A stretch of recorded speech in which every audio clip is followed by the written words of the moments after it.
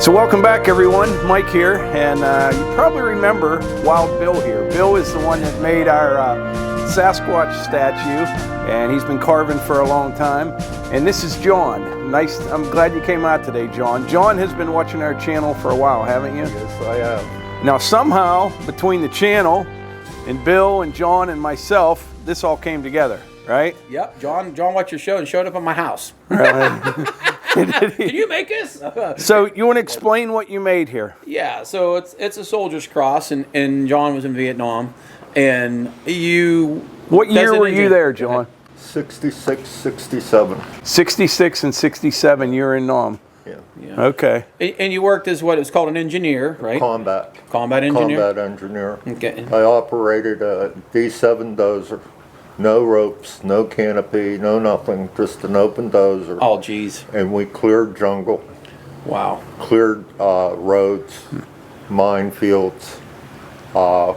We went in and destroyed villages that were VC compounds, basically uncovered numerous VC underground. Oh, geez. Yeah. So they out like rats. Wow. Yeah, Wow. And, one of their favorite places was bamboo.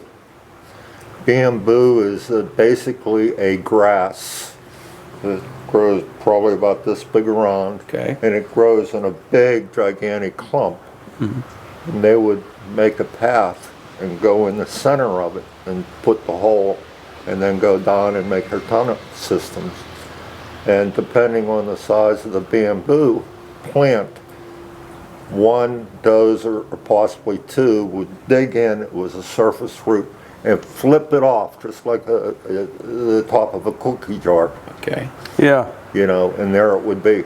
Holy crazy. You know, there was food stashes down there, which was 90% of the time rice. Uncovered that stuff and basically destroyed it, ground it into the ground, and then filled it up. Right.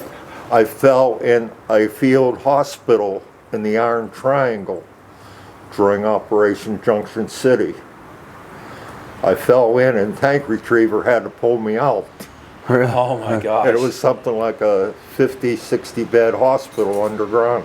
Wow. And it's funny what we don't see in here. Yeah, I knew they had like real elaborate tunnel systems and everything, and Yes, they tried did. to stay underground to stay away from the planes. Yes, they did. Huh. Yeah. That's So amazing. you were there at 66 and 67. Major buildup. Okay. And then you've lived in this area your whole life. Correct. And then you started watching our channel, what, a couple years ago? Or Yes. a couple years ago. And then when we had Bill on, you wanted to get something made. It's very special. You want to explain what's going on here? Sure. Go ahead. So John, you got your helmet. Yeah. And how old is that helmet? That's from 66.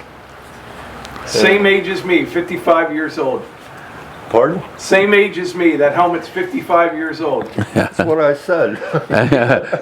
Well, you guys are better at math than me. All of us wrote stuff on the helmet, you know, and I decided to put the combat operations I was on, and it starts off with Cedar Falls, Junction City, Manhattan.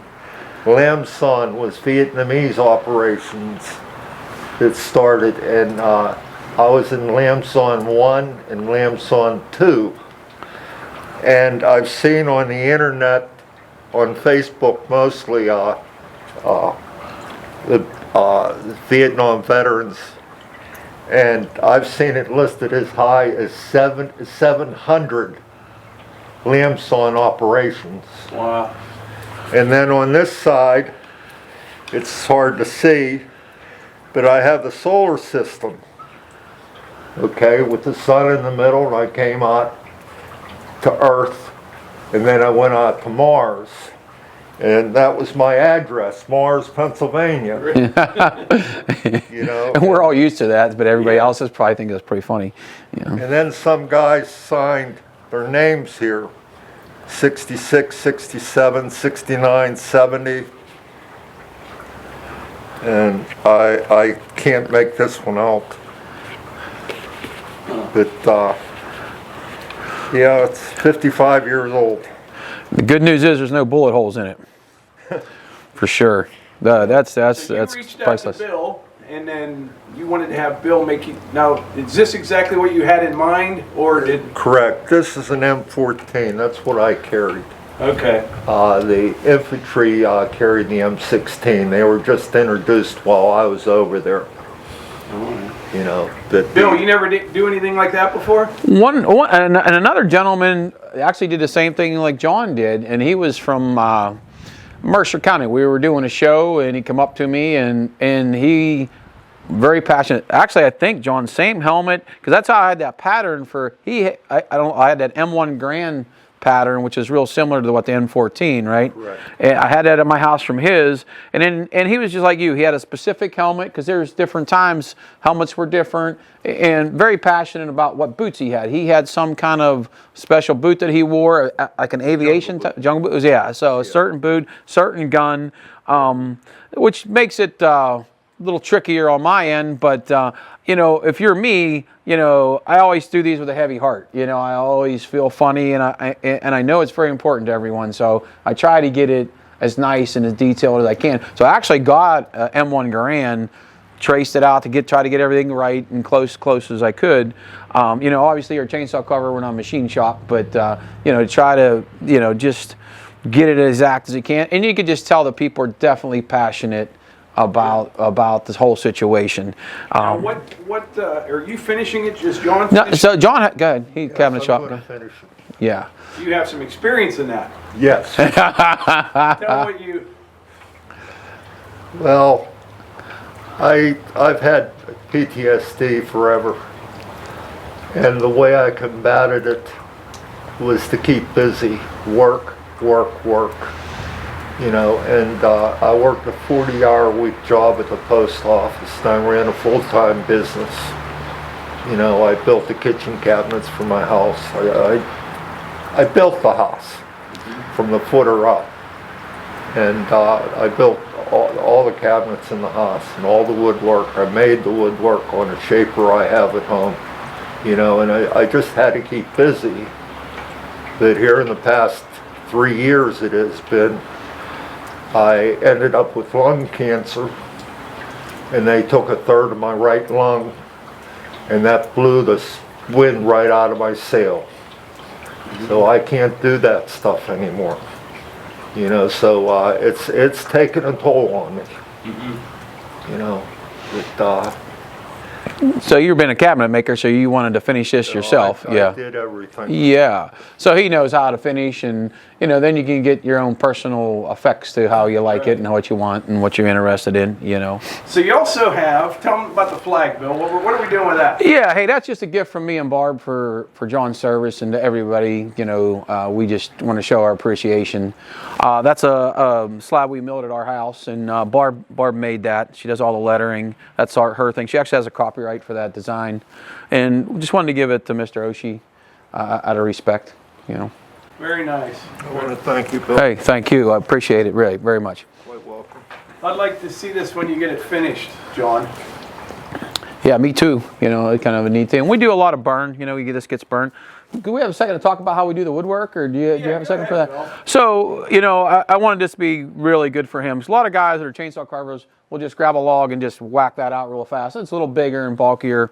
I specifically stayed out of the pith of the wood where the crack is. So the helmet is a bigger log that we carved the helmet out of one side of the crack, so there's no crack from the pith, right?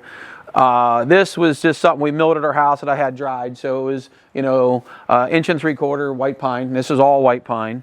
And then same thing with the boots. So I got a big enough log where I didn't have the crack of the log involved at all. Kept all the wood to you know, one side of the crack that we carved the boots out of, and then the other base was a slab. And then I got the grain going a nice way, and he's going to put this on a stump at his house. So he gave me the dimensions. Hey, it's 17 inches, you know, so I could make that nice and round. And then you don't have as much splitting. I mean, all wood splits if it's right out of the woods or whatever, you know what I mean. But that really cuts down on any of the stresses on the wood, the splitting or whatever. So specifically made that out of pieces that didn't involve the pith or the crack that's in the middle of a log. Right. How much time do you have in that, though? You know what? A lot more than you'd think. So I can knock a bear out fast, right? I can probably do 2, maybe 3 4-foot bears in a day. I got like a day and a half in that. It's something I didn't do every day. And then I was a little chicken, you know, and I'm being extra cautious or whatever. And a lot of carvers carve boots. I just don't carve boots, you know. But honestly, the helmet is the hardest thing. I did it last to try to make a round thing with a flat barred chainsaw.